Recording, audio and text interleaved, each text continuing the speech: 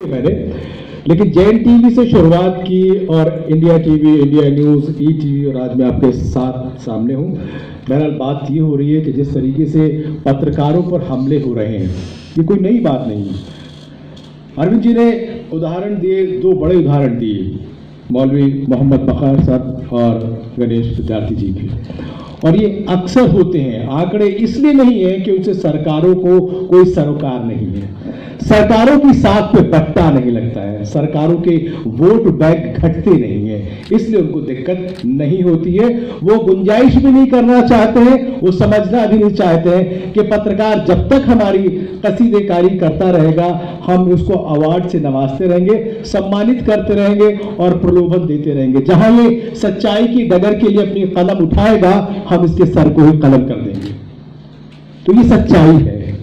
और सबसे बड़ी दिक्कत यह है, अरविंद जी ने जो कही, क्योंकि पॉलिटिकल पार्टीज में राइवलरीज होती है और आप देखिए कि क्या क्या कुछ नहीं कह पाते एक दूसरे के लिए। अगर वो जाती तौर पे हमले करते हैं तो इस तक नीचे चले जाते हैं कि आप और हम उसको सुन भी नहीं सकते और कह भी नहीं सकते, लेकिन क्योंकि सारे एक ही हमाम के हैं इसलिए बर्दाश्त करते हैं एक दूसरे को। और इसलिए भी बर्दाश्त करते हैं कि उन्हें मालूम है कि ईंट का जवाब पत्थर से मिल जाएगा। ये बेचारा पत्रकार एक कलम की ताकत के साथ चल रहा है। ये चौथा स्तंभ जिसको ये पकड़े हुए, जिसको लेके चल रहा है, ये चौथा स्तंभ हमारे और आपकी वजह से है। जाहिर सी बात है, हमारे पीछे वो कोई बैकबोन नहीं है। एक पत्रकार को किसी पॉलिटिशियन से दुश्मनी लेकर के कोई तमगा नहीं मिलने वाला, लेकिन उसकी सोच है। मैं अक्सर कहता हूं कि ये प्रोफेशन नहीं है, ये पैशन है, ये जुनून है। जिसके अंदर ये जुनून होगा वो आएगा, और हमेशा उसका ज़मीर इस चीज को लेके कचोटता रहेगा कि वो कैसे आंखें बंद कर रहे हैं, कैसे उन चीजों से मुंह मोड़ ले जो उसके सामने हो रही हैं। और ऐसी कई बातें हमारे सामने आई। अगर मैं अभी ताजा उदाहरण दूं कि यूपी इलेक्शन में जब मैं गया तो एक बाकायदा चंबल के इलाके में, मैं सियासत ट्रैवलर शो था और एक प्रोग्राम था बोल वोटर बोल। तकरीबन 3 महीने में बाहर रहा और अक्सर मैं जाता था जिस होटल में कि मैं अपना रजिस्टर में नाम नहीं डालता था, मेरा असिस्टेंट डालता था। लेकिन एक साहब को मेरा वो प्रोग्राम इतना लग गया कि वो 4-5 दबंगों के साथ मुझसे पहले मेरे बराबर वाले रूम में विराजमान थे। जब मैं पहुंचा तो डिनर से पहले बंदूकें और उनके जो कारिंदे थे वो मौजूद थे। साहब ने बुलाया आपको कि भाई क्या हो गया? कि साहब प्रोग्राम आपने शूट जरूर कर लिया है, लेकिन उसको एयर मत कर दीजिएगा, एयर मत कर दीजिएगा। मैं पॉलिटिकल पार्टी का नाम इसलिए नहीं ले रहा क्योंकि जाहिर सी बात है, हम विचारधाराएं हैं, लेकिन विचारधाराओं में ये पत्रकारिता की धारा कहाँ जा रही है, आज वाकई इसका अजीब और गरीब एग्जाम्पल हमें देखने को मिल रहा है। बीच में बात को इसलिए ला रहा हूं क्योंकि जितने भी बिजनेस जो मीडिया हाउसेस हैं वो विचारधाराओं में बट गए हैं, बल्कि पॉलिटिकल विचारधाराओं में बट गए।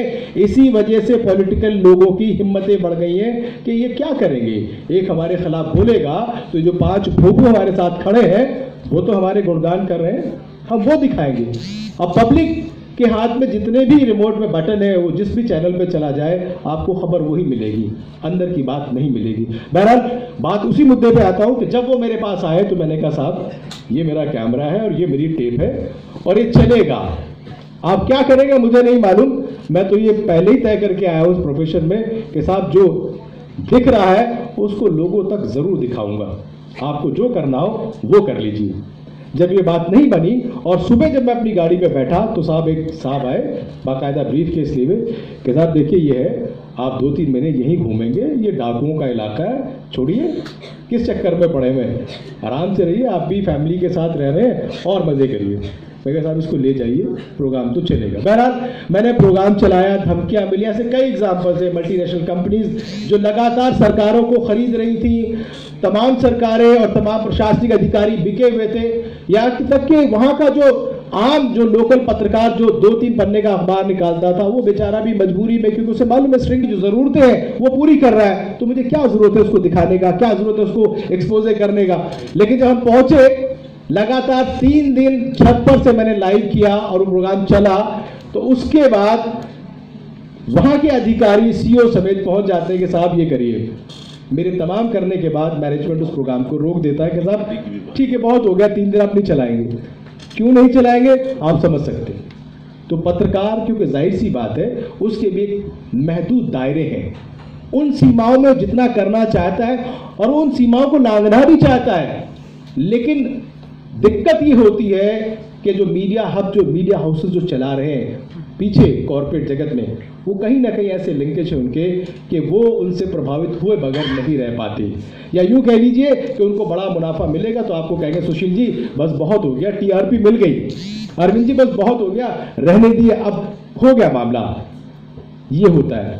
लेकिन दिक्कत ये है कि पत्रकार, वाकई जो पत्रकार है, अजीत अंजुम जी मेरे सामने, मेरे माननीय है, बहुत कुछ सीखा हमने इनसे, लगातार बचपन से इनको देखा है, पढ़ा है, और मेरा सौभाग्य कि आज मैं उनके साथ बैठा भी हूँ और वही उसूल देखे हमने, इसलिए उन पर चलने की कोशिश करते हैं। उम्मीद ये की जानी चाहिए कि जब तक इस देश में ये चौथा स्तंभ जिंदा रहेगा, ये लोकतंत्र जिंदा रहेगा, ये आवाज़ जिंदा रहेगी, जिस आवाज़ को आखिरी आदमी तक पहुंचनी चाहिए, वो आवाज़ जिंदा रहेगी जो वाकई मेरे और आपके ज़मीन की आवाज़ है।